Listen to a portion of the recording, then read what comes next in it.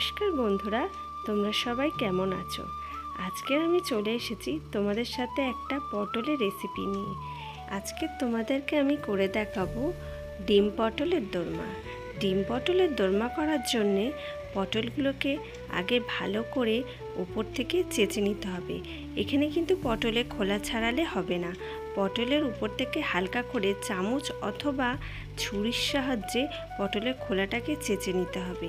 নিয়ে পটলের দু ধারের মুখগুলো কেটে দিতে হবে। এবার এই পটলের যে ভেতরের শাঁস থাকে সেই শাঁসটাকে বের করে নিতে হবে। এখানে আমি তোমাদের ছুরি আর চামচ দিয়ে দুইভাবেই শাঁসগুলো বের করে দেখিয়েছি। এরপরেই পটলগুলোকে ভালো করে ধুয়ে নিতে হবে, নিয়ে জল ঝরিয়ে নিতে হবে। এবার এখানে আমি 3টে ডিম নিয়ে নিয়েছি। তার মধ্যে পরিমাণ মতো নুন, পেঁয়াজ কুচি আর লঙ্কা কুচি দিয়ে ভালো করে ডিমটাকে ফাটিয়ে নিতে হবে।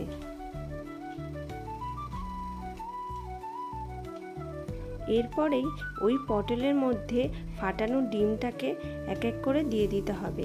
আস্তে আস্তে চামচের সাহায্যে আমি এখানে পটলের মধ্যে ডিমগুলো দিয়েছি। দিয়ে পটলের মুখ দিয়ে, আর এখানে আমি আগে থেকেই একটু আঠা মেখে রেখেছিলাম যাতে এই পটলের মুখগুলো বন্ধ করতে পারি। এখানে কিন্তু তোমরা খুবই সাবধানে পটলের মুখগুলো বন্ধ করবে যাতে ডিমগুলো না বেরিয়ে যায়। সেই বুঝে ভালো করে পটলের মুখ বন্ধ করতে হবে। এখানে আমি আঠার সাহায্যে পটলের মুখগুলোকে বন্ধ করেছি, কিন্তু আমি এখানে দুভাবে পটলের মুখ বন্ধ করা তোমাদেরকে দেখিয়েছি বন্ধুরা। আরেকটা পটলে আমি মুখটাকে টুথপিক দিয়ে সেট করে তোমাদের দেখিয়েছি। এখানে তোমরা দুইভাবেই এইটাকে বন্ধ করতে পারো। নর্মাল আঠা দিয়ে তোমরা বন্ধ করতে পারো, অথবা এই টুথপিক দিয়ে সেট করেও তোমরা বন্ধ করতে পারো। তবে টুথপিক দিয়ে সেট করলে দেখো ডিম কিন্তু একদমই পড়ে যাবে না। এরপরেই আমরা এই টুথপিক সেট করে তার উপর দিয়ে আঠাটা দিয়ে দেবো যাতে একদমই না পড়ে।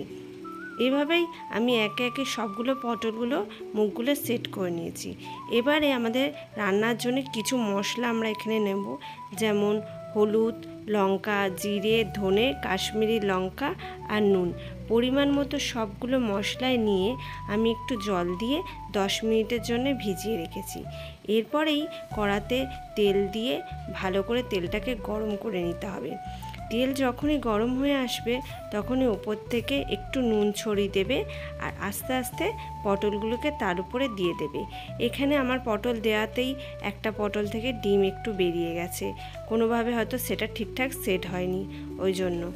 এরপরেই আস্তে আস্তে পটলগুলোকে এপাট ওপাট করে হালকা ভেজে পটলগুলোকে তুলে নিতে হবে। এবারে আমি সবগুলো পটল এক এক করে ভেজে নিচ্ছি। আমি এখানে 3টে করে পটল আলাদা আলাদা করে ভেজেছি। এরপর পটলগুলোকে তুলে নিয়ে ওই ভাজা তেলের মধ্যেই আমি আরও কিছু পরিমাণ তেল দিয়ে দিয়েছি। তার মধ্যে শুকনো লঙ্কা আর গোটা গরম মশলা ফোড়ন দিয়েছি। এরপর ওটা ভাজা হওয়ার পর আমি এখানে 1.5 খানা পেঁয়াজ বাটা দিয়েছি। পেঁয়াজ বাটাটা ভালো করে লালচে করে ভেজে নিতে হবে খানিকক্ষণ। তারপরেই এখানে আদা রসুন বাটা দিয়ে ভালো করে নাড়াচাড়া করে আদা রসুন বাটাটাকেও ভালো করে ভেজে নিতে হবে। আদা রসুন বাটা ভাজা হয়ে গেলেই ওর মধ্যে দিয়ে দিতে হবে টমেটো বাটা। টমেটো বাটা যেই দিয়ে নাড়াচাড়া করবে, খানিকক্ষণ বাদে দেখবে তোমাদের মশলা থেকে তেল বার হতে শুরু করেছে। যখনই দেখবে মশলা থেকে তেল বেরিয়ে গেছে ঠিক এইভাবেই, তখনই আমাদেরকে দিয়ে দিতে হবে আগে থেকে গুলিয়ে রাখা সেই গুঁড়ো মশলাগুলো। সেই মশলা গুঁড়োগুলো দিয়ে ভালো করে আরও 2 থেকে 3 মিনিট নাড়াচাড়া করে তার মধ্যে ভেজে রাখা পটলগুলোকে দিয়ে দিতে হবে। তবে পটলগুলো দেওয়ার আগে পটলের মুখগুলো কিন্তু খুলে নিতে হবে, তারপরেই কিন্তু পটল দেবে। পটল দেওয়ার পর আরও 2-4 মিনিট করে পটলটাকে নাড়াচাড়া করে ভেজে নিতে হবে। এরপরেই দিয়ে দিতে হবে আমাদের পরিমাণ মতো জল। জল দিয়ে এটাকে আমরা ঢাকা দিয়ে দেবো, দিয়ে 10 মিনিট ধরে ফোটাবো যাতে পটলগুলো পুরোপুরি সেদ্ধ হয়ে যায়। আর আমরা এখানে কিন্তু বেশি জলের ব্যবহার করব না। এই তরকারিটাই কিন্তু একেবারেই মাখা মাখা ধরনের হবে, সেই বুঝে শুনে তোমাদের জল দিতে হবে। 10 মিনিট পরে আমি ঢাকনাটা খুলে আরেকটু নাড়াচাড়া করে দেখে নিয়েছি। আমার এখানে কিন্তু প্রায় পটল সেদ্ধ হয়ে গেছে আর তরকারিটাও প্রায় হয়ে এসেছে। এবার আমি তরকারিটা নামিয়ে নেব। ব্যাস এইভাবেই আজকে আমাদের তৈরি হয়ে গেল ডিম পটলের দোরমা। তোমরা সবাই ট্রাই করো আর আমাকে কমেন্টে জানিও কেমন হয়েছে ডিম পটলের দোরমা।